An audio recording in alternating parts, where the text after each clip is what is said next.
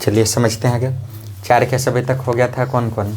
तो ऑब्जेक्ट जब polar focus के बीच में होगा, ऑब्जेक्ट जब फोकस पर होगा, दूसरा केस, पहला में पोलर फोकस के बीच, सेकंड केस में फोकस पर, थर्ड में फोकस और सेंटर ऑफ कर्वेचर के बीच में, बीच मतलब कहीं भी, यहाँ यहाँ यहाँ कहीं भी ऑब्जेक्ट हो सकता है।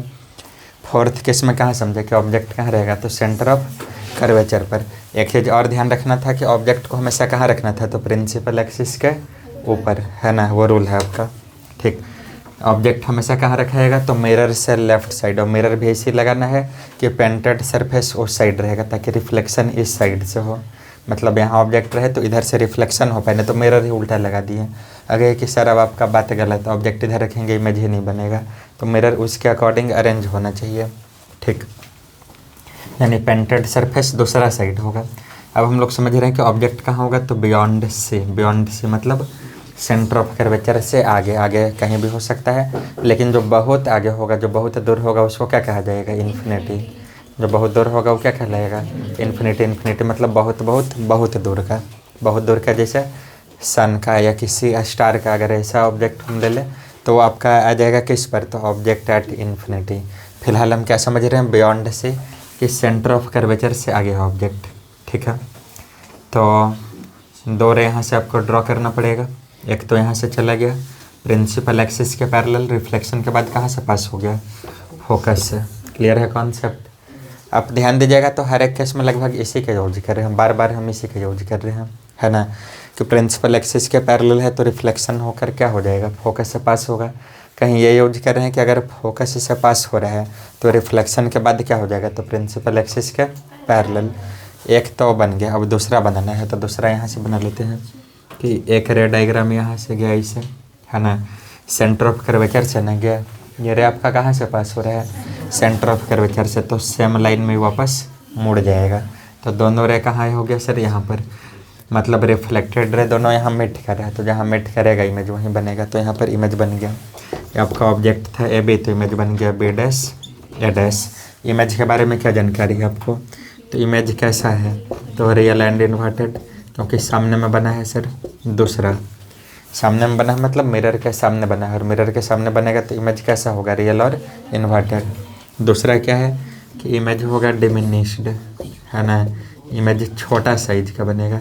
कैसे साइज का बनेगा, छोटा। तीसरा क्या है कि इमेज बना कहाँ, तो इमेज बना between C and F, centre of curvature और फोकस के बीच में, बिटवीन सी एंड एफ। ठीक है, और लास्ट केस, है ना, ये आप समझ गया तो समझिए जंग जीत लिए, है ना। आपको अभी उतना ही खुशी होगा जितना कि सैनिक को खुशी होता है जंग जीत कर, क्योंकि पढ़ाई भी जंग से कम नहीं है।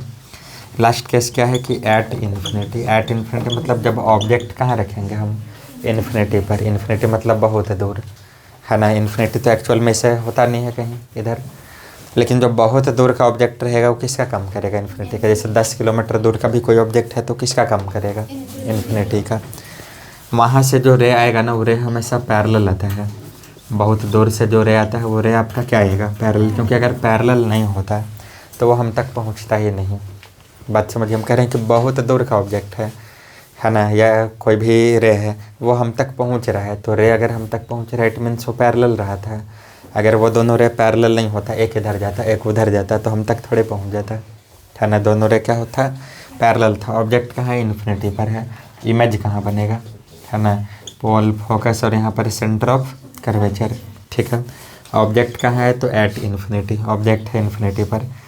तो सपोज कहीं पर, इसको तो हटाना पड़ेगा, है ना, क्योंकि इधर से ही हम रे लाएंगे। इसको साइड में रख देते हैं कहीं कि कहाँ है सर, तो एट इन्फिनिटी, इन्फिनिटी इन्फिनिटी पर है। तो मान लीजिए कि यहाँ से कोई पैरेलल रे से आ रहा है ना, ऐसा क्या रहा है, तो ऐसा कोई 2 पैरेलल रे आ रहा है। तो जब ये पैरेलल रे आ रहा है सर, तो ये स्ट्राइक करेगा किसको, मिरर को। यहाँ से ऐसे मिरर को स्ट्राइक किया, यहाँ से नहीं, यहाँ से। अच्छा, एक को यहाँ से ले जाते हैं कि यहाँ से चला गया इसे। ये आपका फोर्थ केस कि जितना एंगल पर क्या किया, मतलब एंगल ऑफ इंसिडेंस बराबर हो गया किसका, तो एंगल ऑफ रिफ्लेक्शन का। एक इसमें दूसरा जो रे है आपका, आप इसको यहाँ से ले लीजिए और इसको कहाँ से पार कर देते हैं, फोकस से। तो फोकस से जब जाएगा तो बाद में क्या हो जाएगा, प्रिंसिपल एक्सिस के पैरेलल।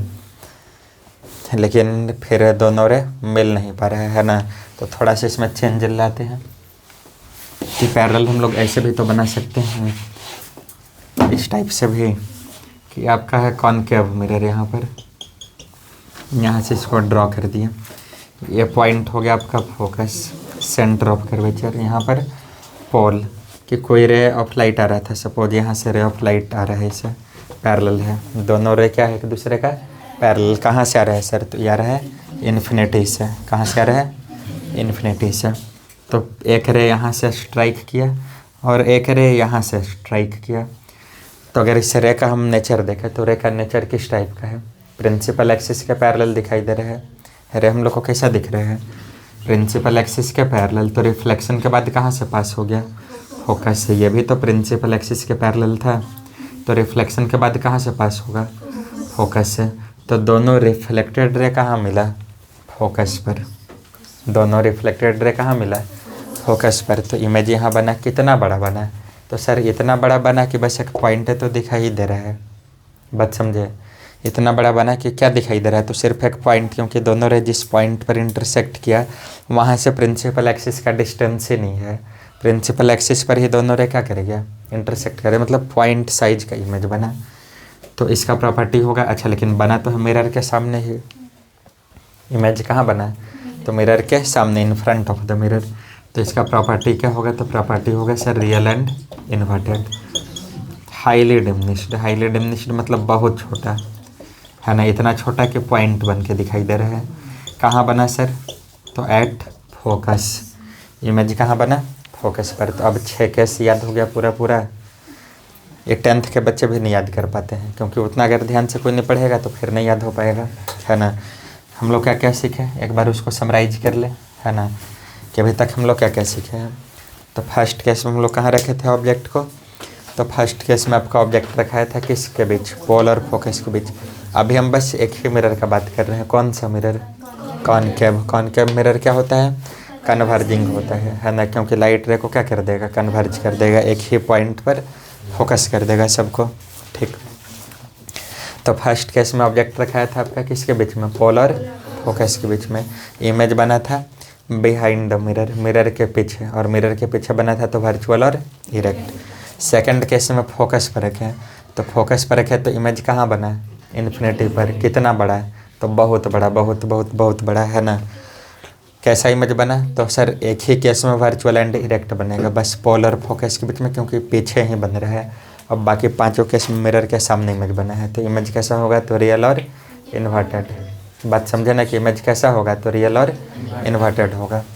फोकस पर रखे, इन्फिनिटी पर बना। फिर थोड़ा और आगे खींच के थे, सेंटर ऑफ कर्वेचर और फोकस के बीच में, तो इमेज कहाँ बना था, बियॉन्ड सी से आगे बना था, है ना। ऑब्जेक्ट से थोड़ा बड़ा इमेज बना था, ऑब्जेक्ट से हल्का बड़ा है, रियल इन्वर्टेड तो था ही।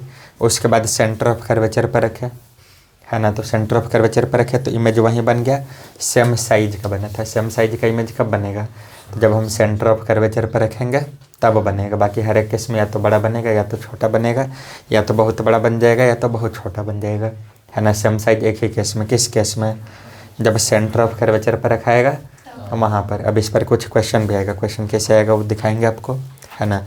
पहले इसको और आगे क्लियर करते हैं। सेंटर ऑफ कर्वेचर पर हो गया, उससे फिर थोड़ा और आगे रखे, जो है सामने दिखाई दे रहा है।